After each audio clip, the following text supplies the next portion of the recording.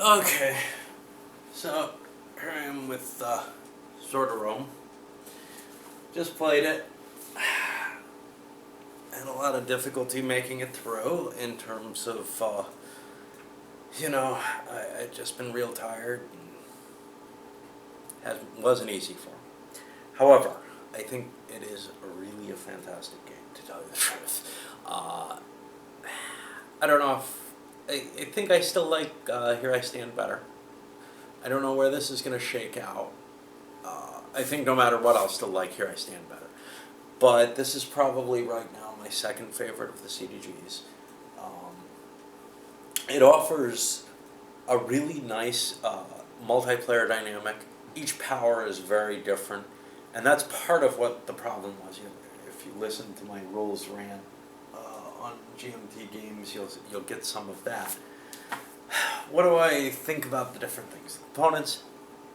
This is a GMT Designer Edition, therefore the components are fantastic. I mentioned in one of them, the stiff cards that show up in Designer Editions, not quite as bad as in most of the Designer Editions. Still hard, but because you're dealing with smaller decks, it works a little better for me. Counters, etc., beautiful. Hard board, nice. I've got a little warp in the board though, and it came that way. That's one problem with hard boards. I got kind of a mixed feeling on them. Some hard boards don't warp ever. This one clearly does a little bit. Everybody's got one of these nice little player aid cards. They're useful. The information on them does not cover everything you need in the game. Even the charts, there's some charts that are on the map. I could see where that's vaguely a problem, but it's not a big one. The support summary card, I wish I had looked at this more often. I have the feeling that there's a lot of information on here that would be helpful to me if I was paying attention to it, but I have trouble paying attention to things. Sequence of play, it's on the map, that's useful. Little places to put counters, etc. Again, a nice thing. What about the play of the game itself? One of the things that I really, really like about it, perhaps more than anything else, is the dynamic for victory conditions. I think there's a good chance with people who are not willing to let somebody else win, that they, if you have a group of 5 players and no one's willing to let someone walk away with a victory if they can stop it, I think there's a pretty good chance that the game will go all 9 turns. I'm not sure how balanced it is. So for example, let's look at the Greeks in the game that I played. They reached a certain peak, and then once they hit it, they were able to maintain that position for a couple turns, but I don't see how they could possibly hold out 9 turns and be in the lead. Maybe I'm missing something there, but it does seem like they had used up so much of their effort on an attempt to win. And unlike other powers, they really do have a tendency to collapse, I think. You'll see, because they have to pay for their leaders every turn with their loyalty. On the other hand, the Romans, I think it's to their advantage to play out a long game. I think they just get stronger and stronger as the game goes on, because the more cities there are, even if there's cities that don't come with a victory point space, the more they can produce, and that's a big deal. Carthage, in the game I just played, we see Carthage made sort of a comeback, and they were so far down that nobody would hose them. But I think the revolt table or the revolt track can keep them kind of a little behind, and it'll make it hard for them to make that long game victory. Just because they have that easy hook into them that can always hit them.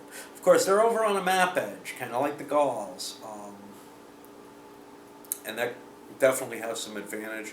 Unlike the Gauls have the Transalpine Gauls who can really do a lot of damage to their victory conditions.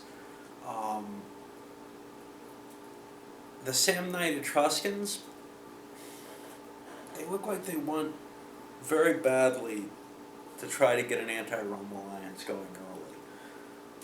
The natural flow of the game, I think, favors Rome. Unless you get an alliance against Rome, I think that they have a long-term advantage in the game. So, there's just this neat dynamic there. I'm not sure that it's suitable for people who've not played it a couple of times. I think a lot of these games, you really need a lot of familiarity with the game, with the decks of cards, and that kind of disturbs me, but,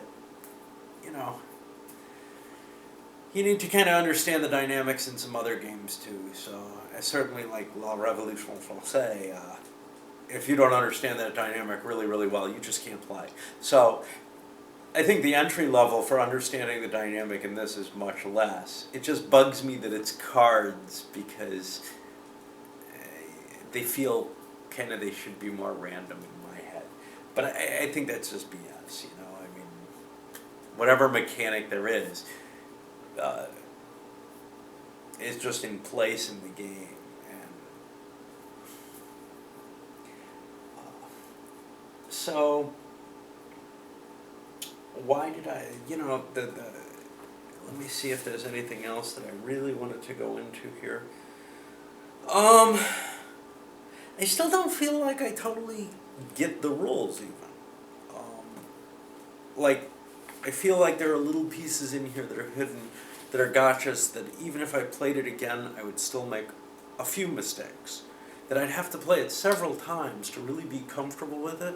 And that if I play the way that I like to play, which is to put it aside and maybe come back to the game in a few months or whatever, especially given the piles of games I've been getting recently, which is just a mistake, I think.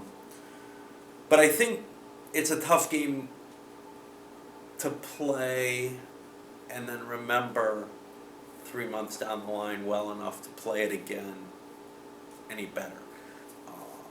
A lot of games I have, I feel like I can kind of remember the lessons learned from them. This one, I'm not even sure that I can remember the rules, right after having played. But I think if I had less games available to me, if I had the desire to play games, just play a series of the same game for a while, and I know a lot of people like to do that, and maybe I did at one point in my life, I think this would be very easy to get a really, really good feel for. And I really like the 5-player kind of light feel. I don't feel like... one thing I was worried about was that all these different decks, you'd have too much control over them, you'd be able to kind of manage them. I don't think you can really manage these decks very well. You don't get a lot of reshuffles in the game. So what you discard out of your deck isn't that huge a deal. You really do want to use the events or the ops, largely for the moment, I think. And there are a lot of good events that are attached to low-cost ops, which is kind of different from a lot of the games. I don't feel like the choices are as hard in a lot of cases here. Anyway, I'm going to try to aim for something a little bit more comfortable this next time. I kind of don't want to play something new to me after this. The last couple games were a headache, other than La Révolution Française, which is just such a pleasure all the time. All right.